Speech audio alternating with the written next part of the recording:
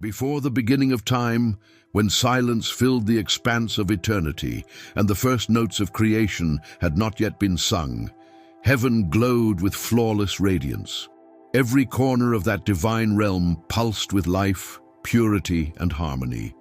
From the center of that glory shone the throne of God, surrounded by countless angels, each one a living flame of devotion, each voice an instrument of eternal praise. Among them stood one whose light surpassed all others, whose beauty reflected the perfection of divine artistry. His name was Lucifer, the morning star, the bearer of light, the most magnificent being ever brought into existence. He was not merely bright, he was brilliance personified, a masterpiece of celestial design. Created in absolute splendor, Lucifer embodied the harmony of heaven itself. His appearance dazzled the eyes of all who beheld him, radiant with a light that seemed to dance like fire and crystal combined. Wisdom adorned his thoughts, and music flowed from his essence as naturally as breath. He walked in the courts of eternity, robed in jewels of divine craftsmanship, every facet of his being reflecting the majesty of his Creator. Angels admired his grace, for in him they saw a mirror of God's own creative glory. He held authority not as a tyrant, but as a guardian of harmony, leading choirs of worship, guiding lesser spirits, standing near the throne itself, closer to the source of all light than any other. Peace reigned throughout heaven, and joy filled every being who served in its splendor. There was no shadow, no conflict, no thought of rebellion. Every creature existed in perfect unity, their wills aligned with the will of their Creator. Within that perfection, Lucifer's song echoed through eternity, a melody of adoration, beauty, and devotion. His music wove through the fabric of creation, joining the chorus of angels in praise of the One who made all things. Yet within that glorious harmony, a mystery began to form, a faint reflection in the mirror of self that would one day darken even the brightest light. Admiration surrounded Lucifer like an endless tide, for his beauty and power were unmatched. The angels looked to him as their guide, their leader, the embodiment of divine brilliance. His light shone so brightly that few could distinguish where his radiance ended and the Creator's began. Over time, that admiration began to whisper to his heart, gently but persistently. The reflection of his own glory started to capture his gaze. Though his light was given to magnify the one who had made him, a subtle thought began to rise. What if that light was his own? What if his greatness deserved recognition beyond service? That question, born in silence, would one day shake the foundations of eternity. Lucifer had been created perfect, yet perfection without humility becomes fragile. His beauty, meant to inspire worship toward God, began to tempt him toward self-admiration.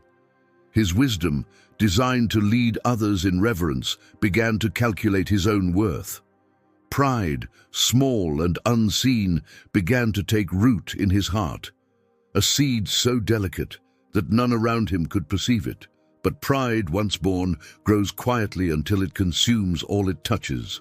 The most radiant being in heaven was beginning to turn his eyes from the light that made him shine, believing that he could possess it for himself. This was the moment before the fall, the calm before rebellion, the breath before eternity trembled. It is a story that reveals the power of beauty, the danger of pride, and the delicate balance between creation and Creator. Lucifer's fall did not begin in hatred, but in self-admiration, not with war, but with a thought. His story reminds us that even the brightest light can dim when it forgets its source. If stories like this inspire you and make you reflect on the mysteries of heaven and the lessons within them, remember to subscribe to the channel, like this video, and share your thoughts in the comments below. Your support helps this message of truth and reflection reach more hearts searching for understanding. Among the celestial hierarchy, Lucifer stood as a masterpiece of divine craftsmanship. His form radiated such splendor that lesser angels often turned their gaze away, unable to endure the brilliance that seemed to emanate from his very being. He was adorned with light, as if woven from the dawn itself, clothed in majesty that mirrored the perfection of his Creator. Music flowed from his presence as naturally as light from the sun. Every tone that resonated through heaven's expanse seemed to harmonize with his existence, for he had been appointed to lead the choirs of worship that filled eternity with unending praise. His voice, resounding like 1,000 instruments tuned in divine unity, lifted the hearts of all who heard it toward adoration. Power accompanied his beauty, not as a possession, but as a trust. The Creator had set him over many, granting him dominion among the hosts and authority within the celestial order. Beneath his guidance, countless angels moved with discipline and devotion, performing their duties with joyful precision. His command was not one of tyranny, but of harmony, as he reflected the perfect will of the One enthroned in everlasting light. Wisdom filled his thoughts, and understanding illuminated his judgments. The universe itself seemed to resonate with his purpose, for his being was an instrument in the great symphony of creation. Within the brilliance of his position, admiration surrounded him like a tide that never receded. Every angel looked upon him with reverence, recognizing his unmatched excellence. They sang beneath his direction, they learned from his insight, they followed his leadership with delight. Yet admiration, when unguarded, becomes a subtle poison.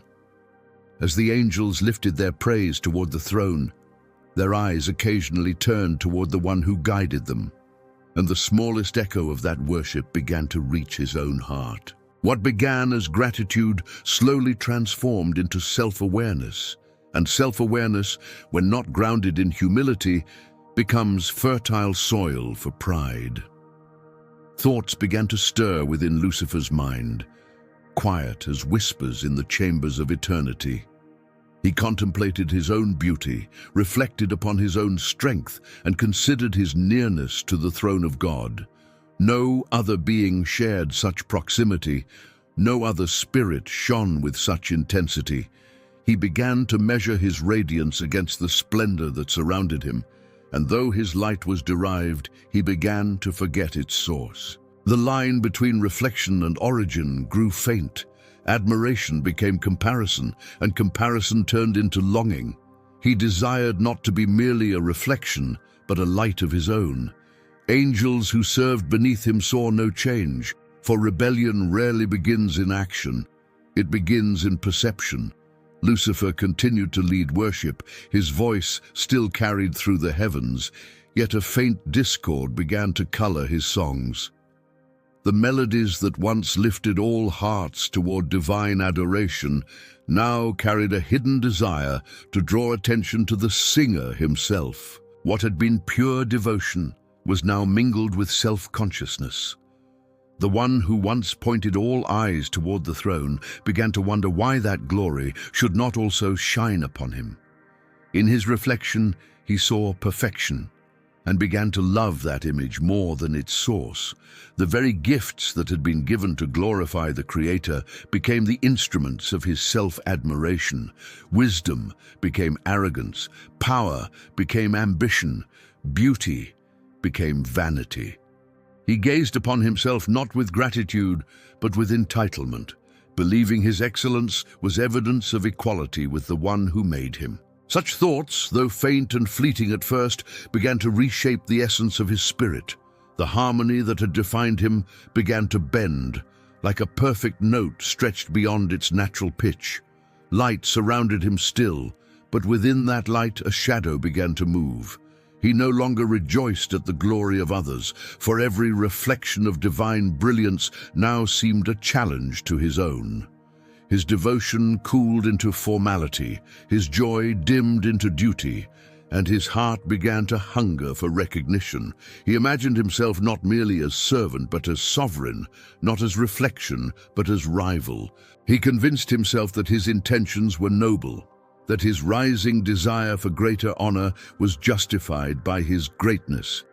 Pride does not announce itself as rebellion, it disguises itself as pursuit of justice. The seed had been planted. What once had been the brightest star in heaven's expanse now carried within him a silent contradiction, a desire to ascend higher than he had been placed, to hold what could never belong to him. His light still dazzled, his voice still commanded, yet deep within that radiance, corruption had begun its slow and silent work. A single thought had turned from gratitude to ambition, and the most beautiful being in creation had begun his path toward ruin. Within the corridors of eternity, pride took root and began to grow. Lucifer, once content to serve in perfect harmony, began to meditate on his own importance. Thoughts that had once revolved around adoration of the Creator now circled around self-justification. He questioned the divine order, not with open defiance, but with subtle reasoning cloaked in righteousness. He told himself that his glory was a reflection of divine excellence, and if so, why should it not be honored equally? The deception was inward before it ever reached outward, a quiet distortion of truth that twisted admiration into envy. Every act of worship became a test of restraint. Each time the angels raised their songs toward the throne, he felt a pang of dissatisfaction that the focus was not on him. His heart no longer found peace in serving, it longed for elevation. He began to view his obedience as limitation and his position as confinement. To him, authority no longer felt like trust, but like restraint. He imagined himself capable of leading heaven's harmony without submission to its king. Within the brilliance of his mind, logic twisted into arrogance, and ambition clothed itself in self-belief. His heart began to echo the words that would one day define his fall. "I will ascend into heaven. I will exalt my throne above the stars of God. I will sit upon the mount of the congregation in the sides of the north. I will ascend above the heights of the clouds. I will be like the Most High." These were not spoken aloud at first. They existed as unspoken desires, whispers of ambition within a heart that once knew only devotion. Yet thought, when fed by pride, soon becomes will, and will seeks expression. The celestial order trembled, unaware of the storm that was about to break. Rebellion began as a choice of perception. Lucifer looked upon divine authority and saw inequality rather than order. What he once accepted as perfection, he now viewed as unfairness. The Creator's supremacy, once his joy, became his jealousy. He told himself that he sought freedom for all angels, that his cause was noble, that the throne he questioned was an obstacle to progress. Deception began within him, but it soon reached beyond him. For pride is never content to fall alone. It seeks followers, validation, agreement. He began to share his thoughts with those nearest to him, angels who trusted him, who admired his wisdom and brilliance.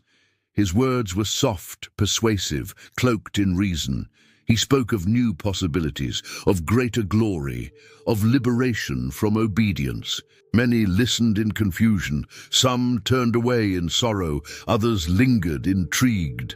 Slowly, one by one, hearts that had once been pure began to doubt the very order that had defined their existence. The harmony of heaven began to fracture, not through violence, but through persuasion. Lucifer's voice became the echo of self-exaltation throughout the heavenly courts.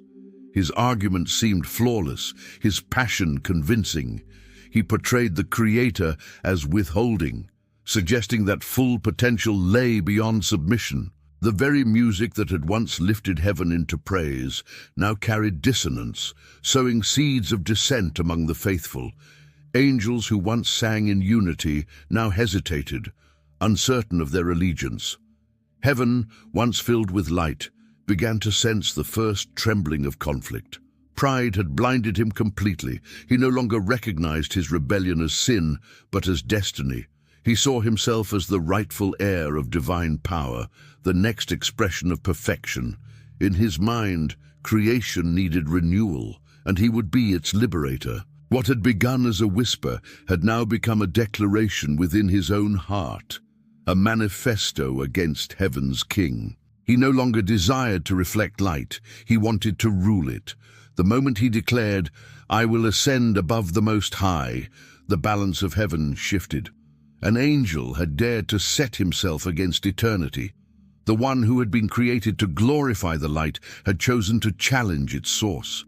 The purity that once flowed through him turned to defiance, and the light that once reflected divinity now radiated corruption.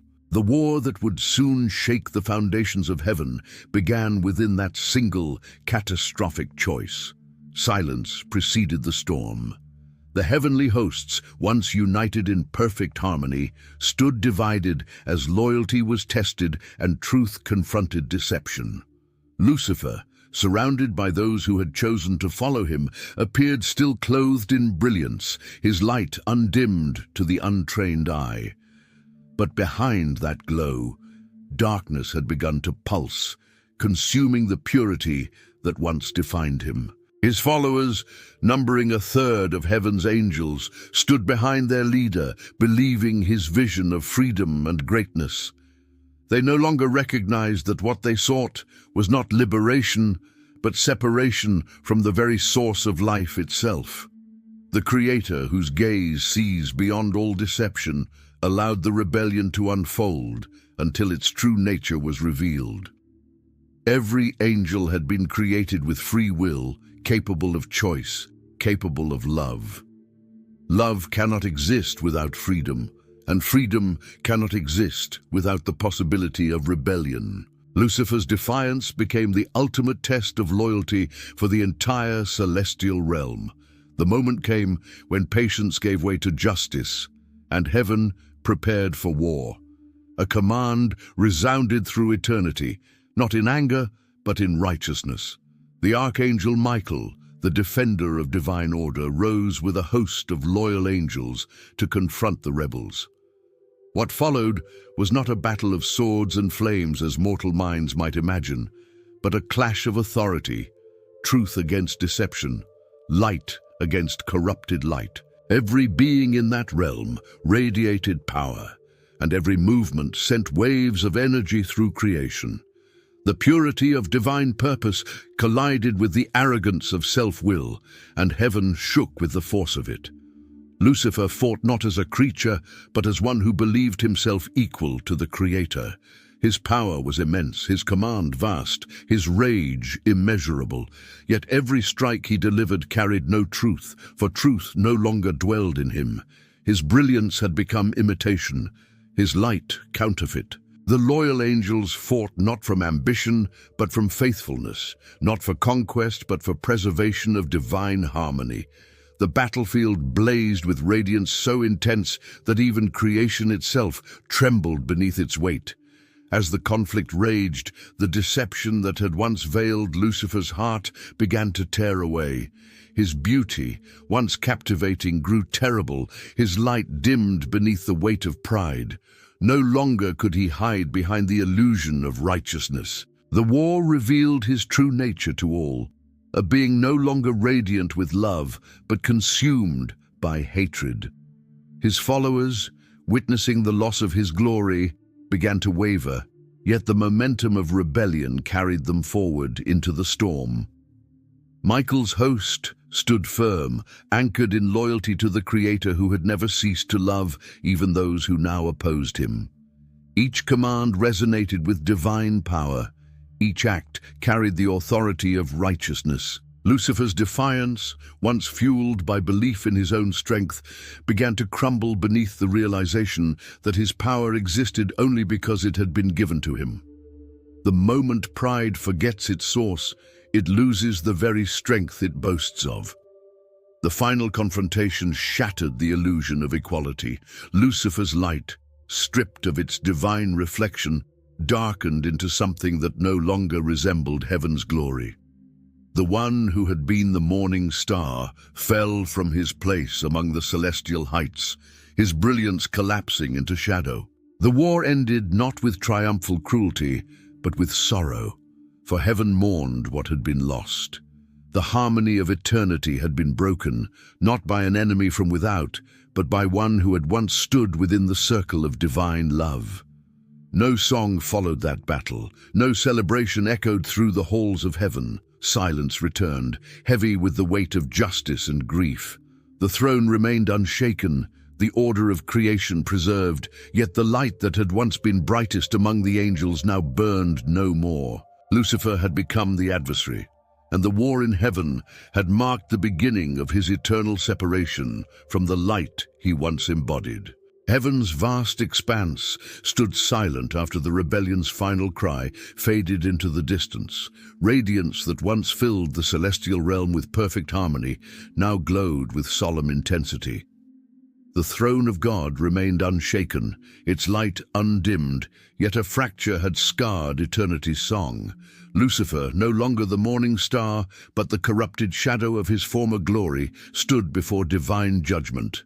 The brilliance that had once flowed through his being had turned into a consuming darkness, and his followers, stripped of their splendor, stood in the same defiant stillness. They had exchanged eternal beauty for rebellion, light for ruin. A command was spoken, not with fury, but with unchallengeable authority. The presence of God filled all of heaven as justice moved through creation like fire through glass.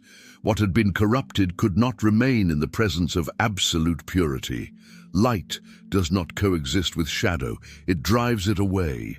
The moment came when the fallen could no longer bear the brilliance of divine holiness, and they were cast out, expelled from the realm of eternal glory into the void that stretched beneath creation. Their descent was like lightning, fierce and final, illuminating the heavens for an instant before vanishing into darkness. Lucifer's fall was not only a physical descent, but a spiritual severing. The one who had once stood nearest the throne now found himself in a place absent of all light, a realm of isolation and echoing torment.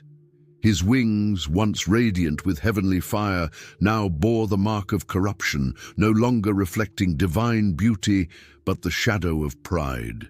His voice, once leading the choirs of heaven, now carried the bitterness of defiance. He had gained the independence he sought, but lost the very essence of existence, communion with the Creator. The angels who followed him shared his fate. Their once glorious forms, radiant and pure, became distorted, twisted by the darkness that now consumed their hearts. They became unrecognizable, their brilliance transformed into mockery of light, their purpose corrupted into hatred. The unity that had once bound them in love now chained them in despair. They had chosen rebellion, and rebellion became their prison. No light could reach them, for they had closed themselves to it. No peace could touch them, for they had rejected its source. Heaven mourned the loss, not with tears, but with reverence. The angels who had remained faithful stood in awe of divine justice and mercy, recognizing both in perfect harmony. What had been removed was necessary for purity to endure. Yet every being that witnessed it understood the weight of pride's consequence. A single thought had shattered eternity's balance, and the echo of that fall would resonate through every realm of creation. Lucifer looked upon the abyss around him and realized the magnitude of his loss. No song of adoration rose within him, no light shone upon his face, only the memory of what once had been. The presence of God, which had once filled his being with joy, now burned within him as pain. His heart, hardened by pride, turned sorrow into anger and regret into vengeance. Instead of repentance, hatred took root, and his rebellion found a new form, defiance against the Creator through the destruction of creation. The earth below, newly formed and radiant in its innocence, became the object of his envy. He could not ascend again, for heaven had been sealed against him, yet he sought to corrupt what was made in the image of the one he despised. His purpose twisted into opposition, His very name, once a title of light, became synonymous with accusation and deceit. From the brilliance of heaven's heights, he had fallen into the shadows of wrath, carrying with him a kingdom of darkness that would forever stand in contrast to the light he had forsaken. Beneath the shroud of the void, the fallen gathered, bound together by the shared curse of rebellion. Lucifer, now stripped of his former radiance, surveyed the desolate realm that stretched endlessly around him. No light warmed it, no sound of harmony stirred its silence. What had once been his song of worship had turned into echoes of hatred that filled the emptiness like a lingering poison. He no longer bore the title of Morning Star. His name had become Satan, the adversary, the accuser, the deceiver. His transformation was complete, not by divine decree alone, but by his own choice to turn against the source of life. Hatred became his sustenance, bitterness his strength. He looked upon the order of heaven from afar, with burning resentment, unable to comprehend how love could remain stronger than pride. Every thought within him revolved around vengeance, every desire centered upon undoing what he could not reclaim. He had been the bearer of light, now he sought to extinguish it wherever it shone. The radiance that once flowed through him now existed only as a memory, a tormenting reminder of what he had forfeited. Within that fallen kingdom, hierarchy re-emerged, not from love but from fear. The once loyal angels who had followed him now trembled beneath his fury, their allegiance no longer born of admiration, but of shared condemnation. Deception became their language, corruption their art. They found purpose not in creation, but in perversion, seeking to mirror heaven's order in mockery and distortion. Satan stood as their ruler, not crowned by glory, but by ruin, reigning over desolation and chaos. He knew he could not challenge heaven directly again. His defeat had proven that truth cannot be overthrown by pride. Yet he discovered another path. If he could not dethrone the Creator, he would seek to corrupt his creation. He turned his gaze toward the new world that shimmered in innocence and balance, a realm filled with life, beauty, and harmony. Humanity, created in the image of God, became the focus of his hatred. In them, he saw the reflection of divine love that he had rejected, and he resolved to destroy it. Whispers began to move through the shadows of the newly formed world. Satan devised schemes, not through open power but through deception, for his weapon was no longer light but manipulation. He studied humanity's nature, understanding that the same pride which had led to his downfall could infect them as well. He desired to see them fall, to share in his separation, to twist their purpose as he had twisted his own. The adversary had found his strategy. Corruption through temptation. His beauty, though darkened, still carried an allure that concealed the decay within. He could present himself as radiant, as truth wrapped in falsehood, as wisdom clothed in deceit. He became the voice that questions, the whisper that doubts, the suggestion that turns obedience into pride. Through such subtleties, he began his war not with armies but with ideas, not with force but with persuasion. His rebellion shifted from the heavens to the hearts of those made in the Creator's image. Over time, the once noble spirit fully embraced his new identity. He no longer remembered the joy of worship or the peace of communion. His purpose was now entirely opposition, to accuse, to deceive, to destroy. In his own twisted sense, he believed himself victorious each time purity was corrupted, each time truth was doubted. He had become the adversary in every sense, a being defined not by creation, but by opposition to it. Beneath the canopy of Eden, creation thrived in flawless beauty.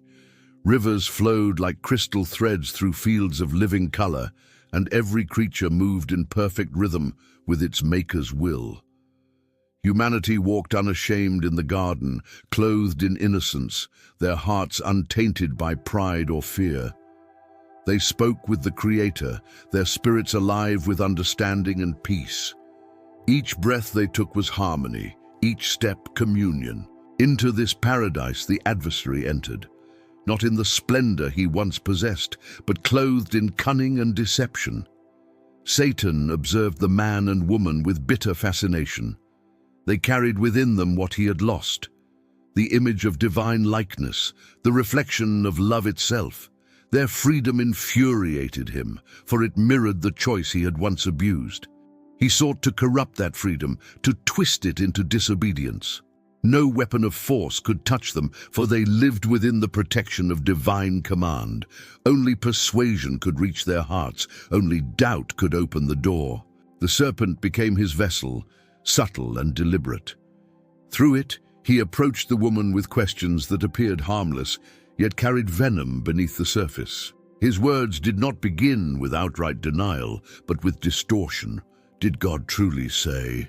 he whispered, planting uncertainty where trust had been absolute. Deception rarely begins with contradiction. It begins with suggestion. Eve listened, intrigued by the promise of understanding beyond her current grasp. Pride stirred, faint but real, the desire to possess knowledge apart from dependence on the Creator. He spoke of wisdom, of power, of becoming like God. The same lie that had ensnared his own heart he now offered to humanity. The fruit gleamed before her, not merely as sustenance, but as a symbol of autonomy. The serpent's voice wrapped around her thoughts like silk, convincing her that the restriction placed upon her was not protection, but deprivation. She reached for the forbidden fruit, believing she was stepping into enlightenment, unaware that she was stepping into death. When she ate, and her husband followed, a shift passed through creation. Innocence vanished like light overtaken by shadow. Awareness of nakedness entered, not as revelation, but as shame. The bond between Creator and creation fractured, and the harmony that once filled Eden fell silent. Satan's triumph echoed through the unseen realms, not in joy, but in vengeance. Humanity had mirrored his rebellion, a choice for independence over obedience, a pursuit of divinity apart from the divine. He watched as they hid from the voice that had once been their delight, trembling in fear at the sound of the one they had always trusted. Pride had brought shame. Knowledge had brought corruption. Freedom had brought bondage. Satan rejoiced in their fall, for he had succeeded in transferring his rebellion into the human heart. Yet even in that moment, a light still flickered within the darkness.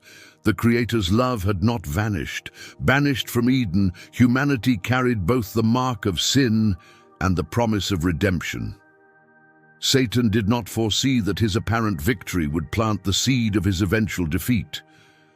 Though he had succeeded in leading creation astray, he had also provoked a divine plan that would one day restore what he had destroyed. Yet for that moment, his laughter filled the shadows, for he had achieved what he desired most, to turn God's masterpiece into a reflection of his own fall. Light faded from the world as creation groaned beneath the weight of rebellion. What had once been vibrant with divine harmony now carried the scars of disobedience. The earth, which had been designed to reflect heaven's glory, began to echo the dissonance of separation. The rivers still flowed, the stars still shone, yet an invisible veil had fallen between Creator and creation. Humanity, once radiant with innocence, now carried knowledge that burdened rather than enlightened. Awareness of good and evil replaced unity with division, and peace gave way to struggle. Pain entered existence not as a punishment alone, but as the natural result of separation from life's true source. Where once there had been effortless abundance, toil now became necessity. The ground resisted, the body weakened, and death cast its shadow over every living thing. Nature itself reflected humanity's fall. Thorns grew where beauty once flourished, storms raged where calm had reigned. The balance of creation had been disrupted, not by the Creator's cruelty, but by the corruption of the one who had deceived it. Satan, watching from his dark domain, took pride in what he saw. The world that had been spoken into existence by divine love now bore his influence. He saw fear spread where trust had lived, cruelty grow where compassion had blossomed. Every cry of pain, every act of violence, every moment of despair became to him a victory. He walked unseen among the ruins of innocence, delighting in the chaos he had inspired. His counterfeit kingdom had been established, not one built by love, but by the absence of it. Humanity began to live beneath the rule of their own pride, imitating the rebellion of their tempter. Civilizations rose and fell upon foundations of selfishness and greed. Power became the measure of worth, and domination replaced service.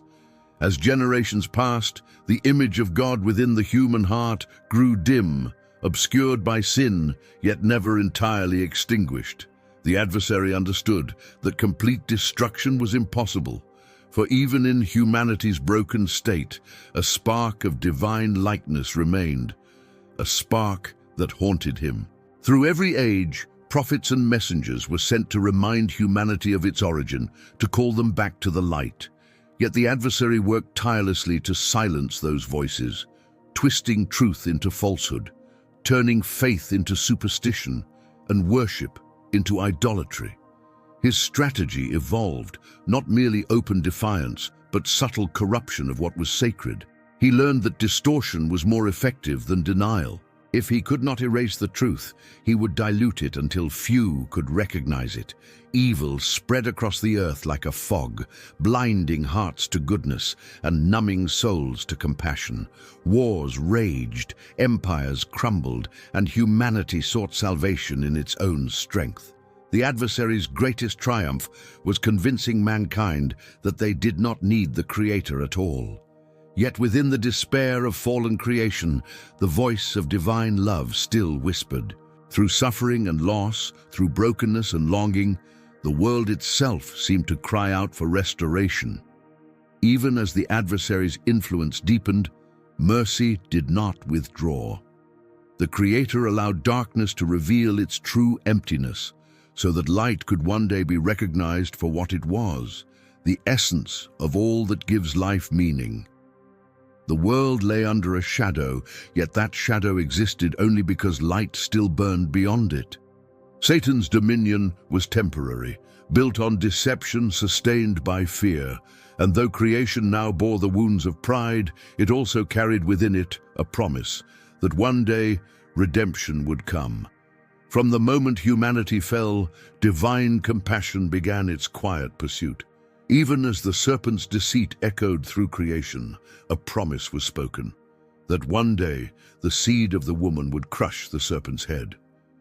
It was a declaration of hope hidden within judgment, a prophecy that light would return through sacrifice. The adversary heard those words and trembled, for they foretold his ultimate defeat. Every act of rebellion he inspired, every heart he led astray, would one day serve only to magnify the victory destined to destroy him. Generations unfolded, carrying both the memory of loss and the anticipation of deliverance. Humanity searched for redemption, often in the wrong places, building altars to false gods and seeking salvation through effort rather than faith. Yet through chosen vessels, Abraham, Moses, David, and the prophets, divine purpose continued to reveal itself. Each covenant, each revelation, each act of mercy pointed toward a greater fulfillment. A Savior was coming, not as a warrior of conquest, but as a bearer of love. When that moment arrived, it came in silence rather than spectacle. A child was born in a humble place, carrying within him the eternal word that had once spoken creation into being. Heaven rejoiced, for light had entered the darkness once again. The adversary, sensing his kingdom threatened, moved swiftly to destroy the infant before his mission could begin. Yet no scheme could thwart the plan that had existed before time itself. Every attempt at destruction became another thread woven into the tapestry of redemption. As the child grew, so did the power of his purpose. He spoke truth with authority, healed the broken, and revealed the heart of the Creator to those who had long forgotten it. His presence dispelled deceit, his compassion dismantled fear, and his words pierced the veil of corruption. The adversary, realizing who he was, launched every form of temptation to divert him from his path. Yet where the first Adam had fallen, this new Adam stood firm. He faced pride with humility, answered lies with truth, and met hatred with forgiveness. The cross became the battlefield where heaven and hell met face to face. To human eyes, it appeared as defeat, the death of innocence, the triumph of darkness. Yet within that moment, the serpent's head was crushed beneath the weight of divine love. What the adversary believed to be victory was his undoing. The blood that was shed became the seal of redemption, washing away the guilt that had chained humanity since Eden. Light pierced the heart of darkness, not through force, but through sacrifice. From that moment, the power of sin began to crumble. Death, once feared as final, was stripped of its authority. The adversary's accusations lost their hold, for grace had entered the world as an unbreakable covenant. Those who turned toward that light found forgiveness, and with forgiveness came restoration. No longer could Satan claim dominion over the human soul. His kingdom was exposed as an empire built on lies. Through the resurrection, the promise spoken in Eden was fulfilled. The serpent had wounded the heel of the Redeemer, but his head had been crushed in return. Life had conquered death, and love had overcome rebellion. Yet the story did not conclude with triumph alone. The adversary still prowled within the shadows, his defeat certain, but his defiance unbroken. He continued his work of deception, knowing his time was limited, striving to drag as many as he could into the ruin he had chosen. Across the ages, history has carried the tension between light and darkness, each generation witnessing the struggle of truth against deceit. The adversary, though defeated in essence, still moves through the world as a deceiver, whispering lies into hearts that waver. He sows division where unity could thrive, despair where hope might flourish.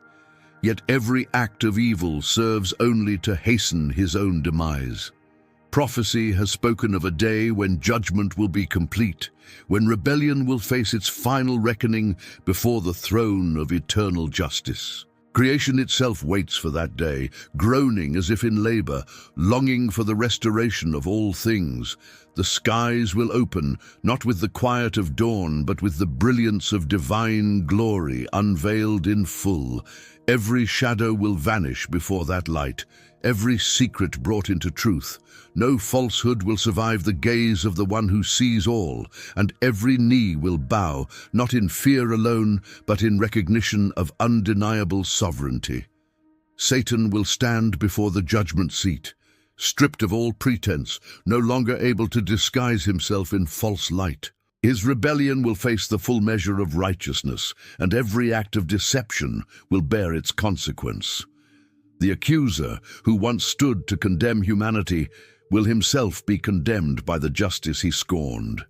He will no longer wander the earth, no longer whisper in secret, no longer corrupt the heart of creation.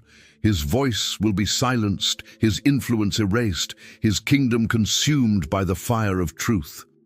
All that was broken will be restored. The separation that began in Eden will be undone, and the unity between Creator and creation will be renewed in perfection. Those who once walked in faith will see the fulfillment of every promise, the healing of every wound. Sorrow will no longer exist, and the memory of rebellion will fade like mist under the morning sun. The universe will sing again, not in lamentation but in harmony, as it once did before pride entered the heart of the morning star. Heaven will shine with a purity that no corruption can touch, and the redeemed will dwell within that light forever. The adversary's name will become nothing more than a memory, a symbol of pride's futility and love's victory. His throne of lies will crumble into dust, and his followers will share his fate, separated from the presence they once rejected. Justice will reign, not as vengeance, but as restoration of order, peace, and truth. Every tear shed through the ages, every injustice endured, will be answered with perfect balance. Those who once doubted will understand. Those who once suffered will find comfort. The Creator's purpose, long misunderstood, will be revealed in its fullness, a plan of redemption that transcended rebellion and transformed tragedy into triumph. The universe, once marred by defiance, will once again reflect its original beauty, cleansed of all corruption. Evil will have no dwelling, pride no place to take root, deceit no voice to be heard. Only light will remain, shining unopposed across eternity. What began with a single act of rebellion will conclude with the eternal affirmation of divine love. The adversary who once sought to claim creation will be forever banished from it, and peace will reign where chaos once ruled. The story of his fall will remain as a reminder for all existence that pride leads only to ruin, while humility remains forever in the light of truth. Throughout the ages, the story of Lucifer's fall has stood as more than a cosmic tale. It has remained a mirror reflecting the struggle that resides within every heart. Pride, the very seed that turned light into darkness, still whispers in human souls, inviting them to follow the same path of self-exaltation. It begins gently, never appearing as rebellion at first. It suggests independence under the guise of confidence, ambition disguised as purpose, self-importance masked as wisdom. Humanity, though redeemed through divine love, continues to wrestle with the same temptation that once corrupted the brightest of angels. Every life carries within it a choice, to reflect the light or to claim it. When gratitude fades into entitlement, when service becomes self-glory, the heart begins its quiet descent. Pride blinds the soul to truth, convincing it that self is the center of all things. It builds illusions of control, yet those illusions always lead to emptiness. The fall of Lucifer stands as an eternal warning that even the highest creation, blessed with beauty and wisdom, can lose everything by forgetting humility. No soul is beyond that danger, for pride is not always loud. It can exist in silence, in secret thoughts, in subtle comparisons that shift the heart's focus away from its creator. Humility, in contrast, restores light to its rightful place. It acknowledges dependence not as weakness, but as truth. The humble heart sees greatness not in self-promotion, but in surrender. Every act of kindness, every moment of gratitude, every breath of reverence draws a person closer to the divine presence that once filled Lucifer's being before he turned away. Pride seeks to rise above others, while humility finds peace in lifting others up. It is in humility that true freedom is found, for only those who bow before the source of all life can rise beyond the reach of corruption. Human history continues to echo the pattern of that first rebellion. Kingdoms built on power crumble, civilizations that glorify themselves collapse, and individuals who seek self-made glory end in emptiness. Yet, in every fall, the opportunity for redemption remains. The Creator's mercy endures beyond failure, calling every wandering heart back into the light. No matter how far one has drifted, no matter how deep the shadows have grown, grace reaches farther still. The adversary seeks to convince humanity that restoration is impossible, but every moment of repentance silences his lie. Light never stops pursuing those who have fallen. It does not condemn without offering healing, nor expose without offering forgiveness. The same hand that cast Lucifer from heaven still extends toward those who have stumbled, not to destroy, but to lift them up. Humanity's greatest weapon against pride is remembrance. To remember where the light comes from, to remember that glory belongs not to the creation, but to the Creator.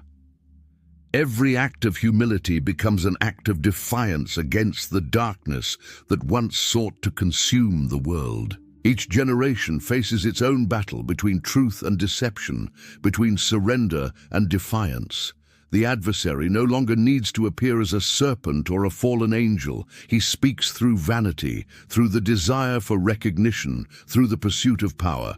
His voice calls subtly in every era, urging hearts to place self before purpose. Yet within each soul lies the strength to resist, not through prideful will, but through the quiet strength of humility. Every prayer whispered in sincerity, every choice made in love, every act of forgiveness weakens his influence. Those who walk in humility reflect the same light that once filled heaven with music. They become living reminders that even within a fallen world, divine glory still shines through faith and love. The lesson of Lucifer's fall teaches that light is never lost by those who refuse to make it their own. It is shared, not possessed, reflected, not claimed.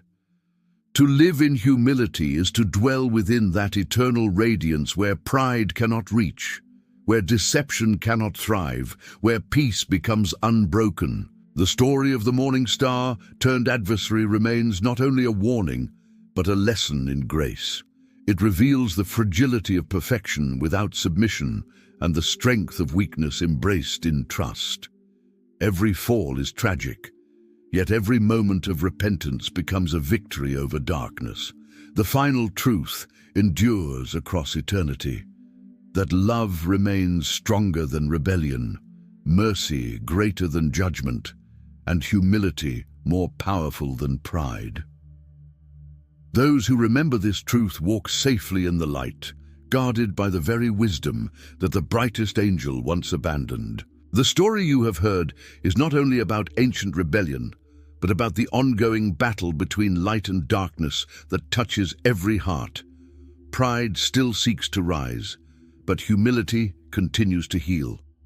Let these words remind you that no fall is beyond redemption, and no soul is beyond the reach of grace. If this message has inspired you or stirred reflection within you, take a moment to share that light. Subscribe to this channel so you never miss another story of faith and revelation. Like this video to help spread its message farther, and write your thoughts in the comments below. Your reflections may touch someone else's heart. Share this film with your friends and loved ones so that together more hearts may return to the light that conquers all darkness.